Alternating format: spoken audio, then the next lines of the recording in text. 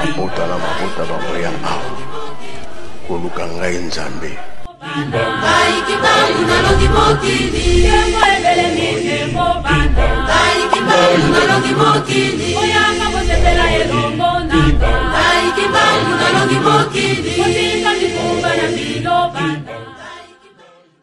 Bienvenue chez nous, merci à tout Azali Kolanda, Maman Francis Kabalenda, la princesse d'Nkamba, Nouvelle-Jérusalem. J'espère que tout le monde va bien. Gaïpe naza bien, papa soki bon kiangani. Nzambe molimo mo santu, Azali Kobatela. Voilà, bande kolanga dossier est grave.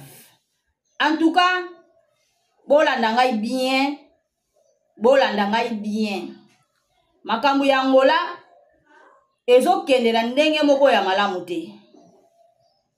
Paul Dibuya oyo azali kosala na Angola, tozoko dénoncer yango. Tozoko lakisa yango na mokili et puis kosolola na président de la République à comprendre que mabe eza makasi na kati ya mboka. Mbuma mabe oyo aza na kati ya Angola.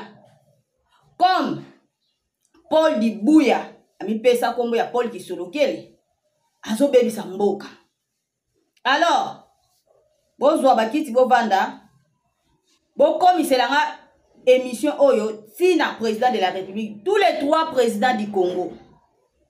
Pour ezali émission moko ezali important, tous les 3 présidents du Congo, Congo Kinshasa, Congo Brazza, Congo Angola. Poete makambu eza mabe. Tango eza tango mokili na biso ezwa kimia. Tous les 3 Congo ezali miroir. Ezali esika nzamba vandi. Mais mabe ezo uta na kati na Angola. Ezali mutu ya train. Mais mabe evandi kuna. Alors yango nazo bimisa yango na kosenga na président de la République de l'Angola. Papa Joao Lourenço. Papa Joao Lourenço, en tout cas papa nangai zwa moi temps ya koyokanga. Papa oboyi otelemeli corruption na mboka. Mais Paul Dibuya azo salela yango te. Oyo Paul Dibuya azali kosala eza yango te. Aza kosomba bato. Papa nangai. En tout cas makambu ya Paul Dibuya zwa pena temps ya kolandela yango. Oyo ya azo sala ezalaka te. Mboka na biso Angola, tous les 3 Congo. Soki baba be ozo zala kaka batu ya boye bazo zala mboka ekozwa kimia te. Congo na biso tous les 3 Congo ekozwa kimia te. Surtout Angola ezali mutwa train. Soki Paul Dibuya azo continuer kosala mabe oyo azo sala papa na ngai monsieur le président. En tout cas Angola badoko taka na pasi bato adobimisa o mabe moza mabete. Mboka ya Angola po ekoma na niveau komeli bato bakanisaka président de la République mais ezali yete. Ezali yete. Yango wana na kolakisa yo pe na kolakisa mokili bato yo Paul Dibuya azali ko corrompre na mbongo. Inark Paul Dibuya azo corrompre bango na mbongo. TPA Paul Dibuya azo ko corrompre bango na mbongo. Alors bolanda nga nazo tanga na bakombo nazo lakisa mokili niveau Paul Dibuya azo sala makambo mabe na Angola pona bakomisaka ye leader. Po bakomisaka ye chef spirituel na Angola azali ko somba bato. Alors bande kolanga bozo bakiti bopusa na bovanda bolanda émission na bokebi nyonso. Merci beaucoup. Président de la République, Papa Joao Lourenço. Papa nangai fungola misu. Fungola misu papa po ozo combattre corruption. Mais Paul Dibuya azali ko corrompre bato. Directeur ya INAR aza camarade ya Paul Dibuya. Akendaka tina ndaku ya Paul Dibuya na sekele. Akoma kokende kuna kokende kozwa ba enveloppe. Akoma kokende kozwa ba enveloppe kuna. Tellement ye atalaka makambo ya mangomba. Atalaka makambo ya ba église na kati ya Angola. Alors akoma kopesa ye ba paquet. Quelle corruption. Papa nangai. Likambo yo lingite. Likambo ozali kotelemela. Monsieur le président, toyebi yo na mboka ya Angola niveau ozali komemela makambo. Mais batu oyo ozosala na bango bazali kosala bongo te bazotia mbongo mingi liboso ata mutu aza ya malamu te mais soki afuti enveloppe azwi enveloppe wana akei ake kosala makambo mosusu. Alors directeur ya INAC soki ake na sekele azwaka mbongo epai ya libuya bapake ya bambongo ebele pona nini po atiaka ye leader po atiaka ye chef spirituel ya Angola, chef spirituel de l'église kimbangiste ya Angola. Donc akopesa ye mbongo ebele po atia ye chef spirituel bakomi kosomba yango na mbongo papa na ngai. Talela biso likambo oyo ezalaka te azoko somba batu na mbongo soki afuti mbongo bazwi batie ye chef spirituel leader. Monsieur le président nayebi kozolanda ngai bien directeur ya INAC ye mutu asimbi Paul Dibuya na kati ya Luanda na kati ya Angola. Bambongo oyo Paul Dibuya pesaka ye bapake ba enveloppe oyo Paul Dibuya pesaka ye akomisa ye leader spirituel de l'église kimbangiste en Angola. Paul Dibuya chef spirituel adjoint na Angola. Mais nyonso oyo asalaka titulaire ayebaka yango te. Et puis monsieur le président bato yo balobaka makambo wana ke batindaka ye. Et puis na ye moko ndenge abimisaka na munoko na ye ke batata batindaka ye na Angola. Mukanda nini oyo batata bapesaka ye aya kosalela mosala na Angola? Mukanda nini po alobi azali chef spirituel adjoint na mukanda nini po nyonso ozosala na Angola ezosuka kaka kuna epai na ye moko.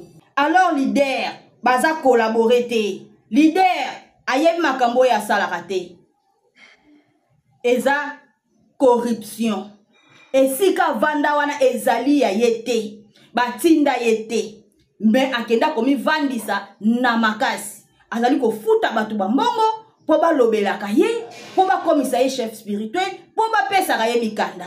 Et puis asalisi mikanda na Angola azana mikanda lisusu ya bangolais chef spirituel mais ake kokosa mutu ya wish azana mikanda azozwa yango ndenge nini akosaka gouvernement ke bapapa batindaka ye na Angola yango akosa gouvernement mais mikanda bapesaka ye po aya kosalela musala kuna ezalaka te ye batinda ye na Angola mais makambo asalaka chef spirituel international papa Simo Kimbangu Kiangani ayebi makambo na ye te asalaka makambo na ndenge na ye mikanda ezali te avanda esika o batia ye te avanda na makasi. Monsieur le président botalela biso na likambo bien po makambo ezali nazoloba makambo nyonso ba émission na nga eza pona kolamusa batu pona kolakisa misala ya mabe o mutu oyo Paul Dibuya azali kosala. Bakamaradi na ye azwi na Angola kuna bazali ko soutenir ye toyebi te soki akosaka bango nini po akoma na bakamaradi bakonzi ya mangomba na ba église ya Angola bakoma bakamaradi na ye azoko pesa bango bambongo bango bakoma ko soutenir ye toyebi te soki akosaka bango nini po bakoma na point penzako ya kopesa ye maboko.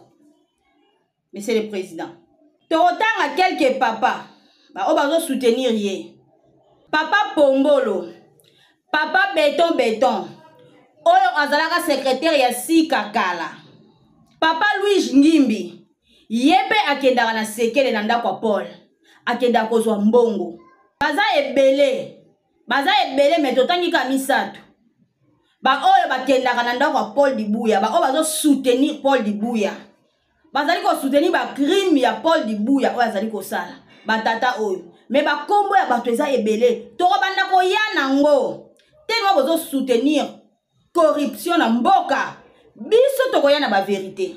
Monsieur le président azokata makambo oyo Monsieur le président azo bunda pona likambo oyo ya corruption esila azali ko bunda ya zana bezo bato pesa ye maboko mais batu ya tokoso ya mbongo bazokoma kaka tala ebele oyo ezali pona ko bundisa ba œuvre ya président. Alors biso to bomba su bato na te to ko banda ko bimisa bango na puasa po bango bazo soutenir misala ya tata oyo bakoyi ko soutenir te. service ya enseignement bapesaka bino ba rapport. Paul Dibuya akufelaka mama na Congo. Mama oya boti ye. Mais Paul Dibuya monana te. Grand frère na ye akufi. Papa die donné. Paul Dibuya kenda te. Soit disant ndeko na ye. Mwana papa kisolokele mususu akufaka. Amonana te. Donc bibembo mona ekomi misatu. Mais amonana te. Atikala koya te pona nini ayebi ke aza criminel. Aza criminel tout fait.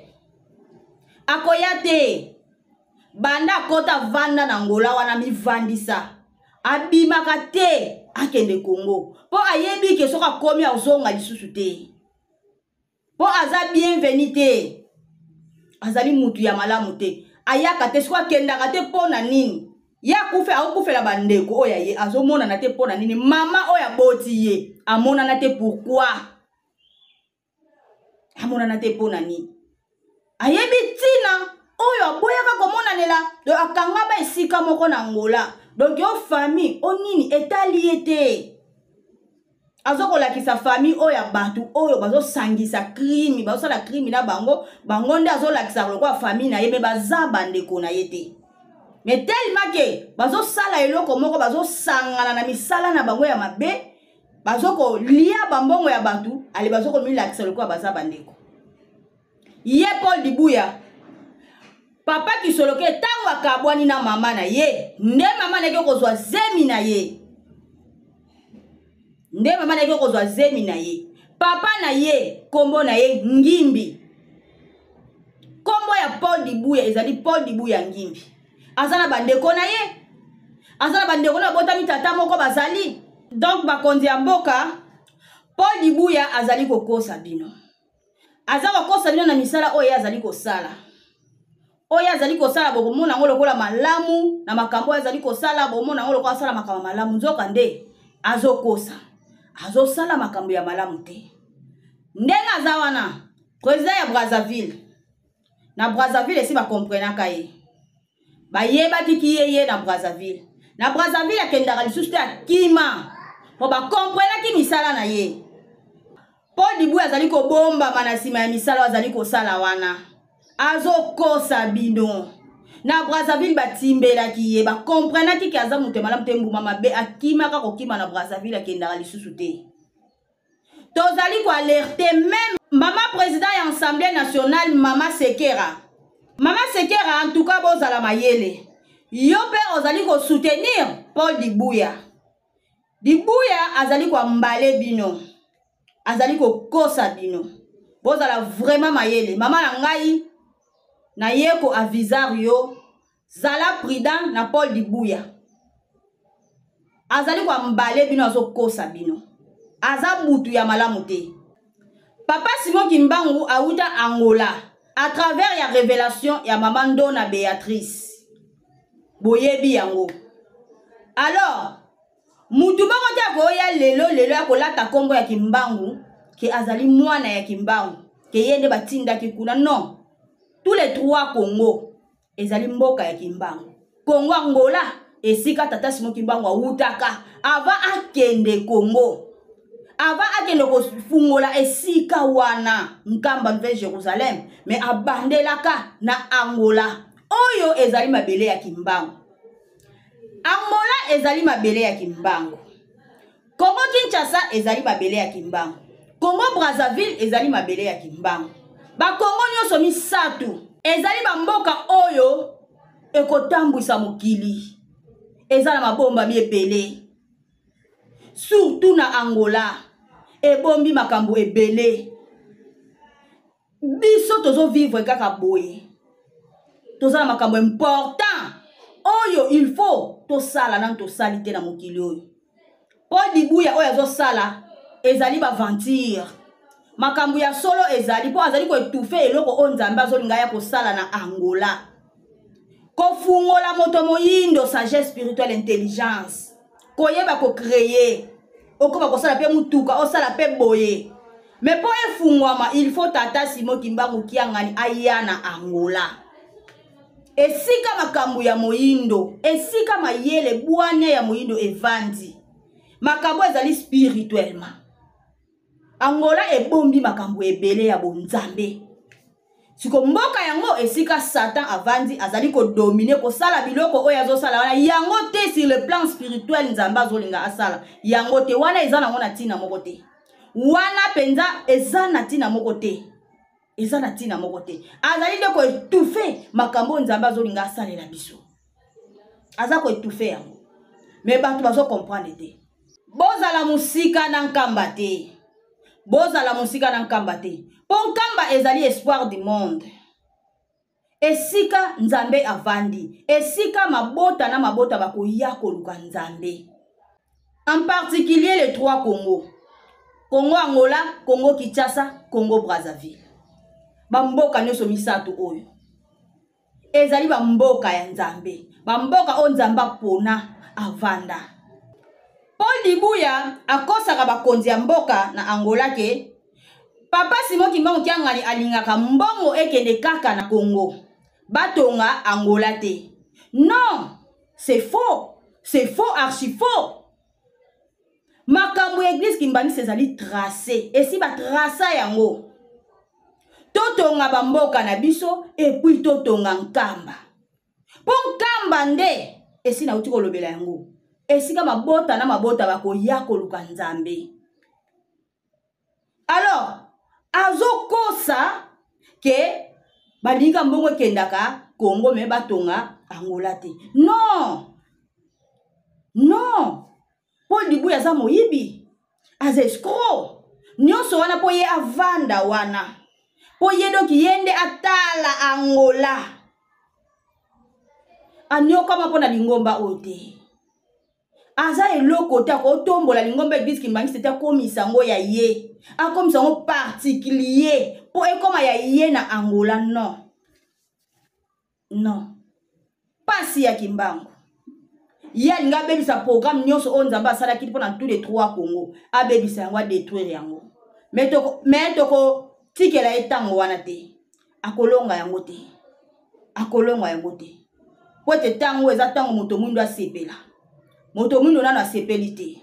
Okoza na mbongo ebele mais ozaka limité. Ozoyeba ko créer te. Pona nini tozana ba valeur na biso précieux on nzamba bombela biso na tozuite. Il faut tozwa yango. Tata Simon Kimbangu aloba moto mundo ko mundele ko moto moyindo. Na ba valeur na biso nanu tozui yango te. Oyo Paul Dibuya azosala wana ezapo a étouffer loko wana po tangu nango ekoki po tozwa yango. Tozwa ba valeur na biso. Pamba te bozo mona kaka mutu moko bazo telemela ye. Bakonzi ya mboka j'espère que bozo landanga. Ezali pamba te ba telemela kaka mutu moko non eza na tina. Makambo ezali biblique. Ezali na tina. Eza na tina bandeko nanga. Kamba ezali Yerusalem ya sika. Esika moyindo, mundele, chinois, mutu nyonso oya koya aya komona nzambe. Batata balobaki soki totongi nkamba te tokozwa mapamboli te. Yangwana ata balobi ke totonga bamboka na biso totonga kankamba po kuna nde mapamboli ya moto moyindo ozala kimbangiste ozala no kimbangiste lipamboli na yo eko uta nde kuna po kuna ezali Jérusalem. Na tangu ya kala itonga maka na Mbanza Congo na Angola. Na tangu oyo tozana ngoyo ko tonga na Congo. Pona nini nkolo apona kaka bamboka oyo? Pona nini apona kaka Angola, Congo, po ezali esika na depuis bandele mokili. Ezali esika ya nzambe. Donc bandeko, bato nyonso baolandanga il faut bozala mayele. Il faut bozala mayele. Dibuya azoko sala eloko oyo ezalaka te. Bakonzi ya mboka soki bolandi Dibuya toko koma na etape o nzamba bongiseli biso te. Aza mutu ya ko carte na nzela po ete lipamboli ekoma. Biso nde toza boye soki totali nkamba te tokotala wapi. Partout dans le monde, source ezali nkamba. Po esika nzambe tata, nzambe mwana, nzambe bolimo mosantu bavandi. Donc siko ye mateya na ye abosanisaka bato nkamba. Abongola kabango mitu, atiaka bango eloko mususu na mutu. Alongola bango donc yalingi atonga nde nkamba na ye. Ana pouvoir moko te mais azo yaka po a détruire bokonzi ya nzambe na mokili. Bozomona ye mutu po alati nzoto. So balakisi bino misala na ye bokomona pena Satan réincarné. Mais ayaki po défier nzambe. Mais akolonga likambo olinga sala wana te. Tokolonga ye kaka nzambe balonga ka ete. Alors bakonzi ya mboka ya Angola bozwa décision. Ndenge bozwaka décision na universel. Église wana ya ba brésilien bayaka nango na Angola. Na yebi ke l'état ya Angola ezaka makasi. Wana kote wana nazaka na doute nango te. L'état ya Angola soki etelemi etelemaka. L'état ya Angola bakosa makana loyenge te. Na yebi ke oye bosalaka na universel na église wana ya ba brésilien. Bosala yango pe pa Paul Dibuya. Paul Dibuya azali mwana ya papa Kisolokele te. Azana bandeko na ekoko na bango bazali bandeko na mususu gingimbi. Paul Dibuya ngimbi papa na bango bone papa na bango bone ngimbi Dibuya. Bazali azana famille na me awanga na bango. Awanga na bango alata famille oyo ezali ya yete. Alors bozwa décision et kozala vraiment malamu mingi. Alors tozongi lisusu na TPA. Mais c'est le directeur. Dibuya azali ko pesa bino ma médaille ya lokuta. Et puis azali ko pesa bino bambongo. Soki église kimbangiste o ezali légal et ko solliciter bino. Ye aboyaka. Okomona bino pe boboyi. Et puis akoye ko yebisa bino ke église wana baza batu ya désordre. Soki réellement ki azali kimbangiste ko ekolo babongo. Soki réellement que ye azali représentant na kati ya Angola alingaka loba bongo te que église on ezali ya désordre mais ezali église kimbangiste ezala désordre na ndenge nini ayaka kokosa bino église ezali légal nde yango wana oya ye azali ko conduire ezali illégal po azana mikanda na ngote. Mais c'est le directeur ya TPA papa olinga ko libérer ba caméra te soki église kimbangiste ezana événement ou ebengisi TPA bolingaka te pona mbongo oyo Paul Dibuya apesaka bino. Bozotambola mabeya boyeba ke nzambe azali komona bino. Boyeba ke tata Simon Kimbangu azali komona o nyonso bozali kosala. Corruption bazali kopekisa me bino bozosala ngo. Ti okendaka na ndako ya Dibuya bamonaka yo. Batu bamona ko ti okotaka na ndako ya Dibuya ti okenda kozwa ba paquet ya mbongo azali ko pesa ba mbongo azali ko financer bino ba mbongo pona nini ata église kimbangiste oyo ezali légal ebengisi bino bokende te bosala eloko te mais bolobelaka kaka ye bolekisaka ba reportage ya makambo na ye batu bamonaka yo ti okendaka na ndako ya Dibuya ti okenda na ndako ya Paul ti okendaka na golf batu bamonaka yo.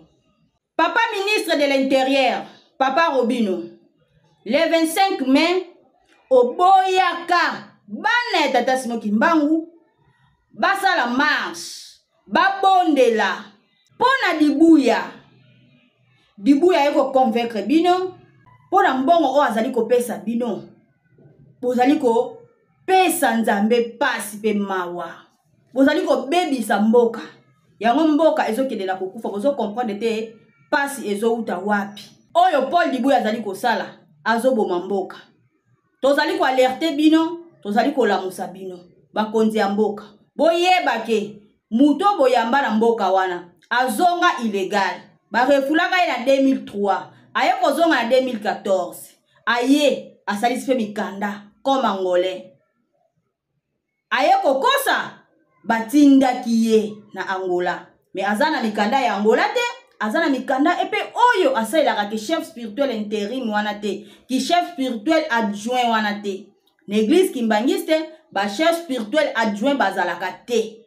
Église kimbangiste, ezali le royaume de Dieu, le royaume du ciel. Et si quand Nzambe tata Nzambe mwana Nzambe bolumo santu bavandi. Ezala bato ba o babotama na famille moko bazalaka soki combien de personnes. Wana etalaka wana te. Ezala papa de ngenda papa Kisolokele baboti etalaka wana te. Banzambe bazaka misatu bakotika la misatu. Bazali kaka die Nzambe ye moko na les 3 personnes en Dieu. Nzambe moko kati na banzambe misatu. Trinité. Trinité. Nzambe tata, Nzambe mwana, Nzambe molimo santu. C'est tout. Ata bango nyonso babotami. Bazali ba chef spirituel intérim te.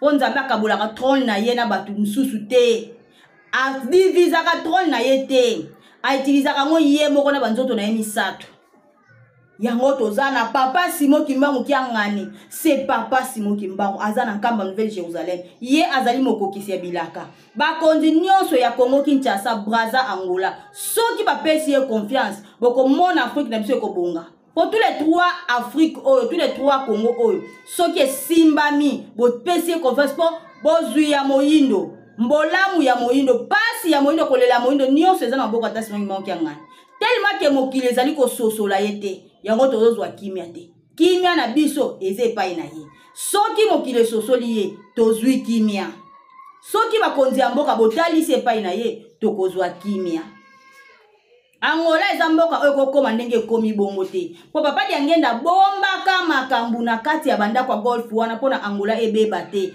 po Angola bafingaka batata te metango Paul Dibuya ye abebisi abuki biloko wana nyonso yango bomoni ke pasi ekota na Angola eza nango président de la république te bambongo azolesa bino wana azokosa bino mais azokoboma mboka siko tata aza na besoin tozwa kimia boyeba ke Angola ezali mboka ya Kimbangu Paul Dibuya azali eloko te aza eloko te esika avandi wana eza ye te azali criminel tout fait azui esika na makasi bisi oyo azosala wana ezali crime il faut akangama il faut bakangaye vraiment bakonzi ya mboka j'espère que bolandinga hebi ke mutu nyonso alandingai merci beaucoup bozwa temps ya ko réfléchir bozwa temps ya kolandela makambo okotia yango na en ordre mutu oyo azui temps mingi azoko détruire Angola botala banda azonga na 2014 tango ayaka na 2014 wana place mboke bandi ko chite mboke bandi ko baluka mboke bandi ko beba mboke bandi ko beba alors Angola ezali mutu Angola ezali mutu ye azobebisa makambo nyonso oyo nzambe abomba sur le plan spirituel na Angola ye azobebisa yango soko biso pe tokomi na posa tozwa bosomi mutu mwindo akoma mundele akoma mutu moyindo soko tokozwa yango kan soki ka tozozalaka na bato lokola ba Paul Dibuya oyo tokobonga te po ye mission ayelaka na mokili mpona kodétruire mais soko olandi voi na ye bokomona ye mutu malamu mais aza mutu malamu te bozala prudent toye po tolamusa bino donc merci na bato tu balandinga merci na bakonzi nyonso mutu nyonso oyo alandi ngai vraiment merci toyebi ke réponse ya malamu ekoya liboso tomonani à la prochaine bye mabota bangoya awa koluka ngai nzambe Ai Kimbangu nalongi mokili Ai Kimbangu nalongi mokili Ai Kimbangu nalongi mokili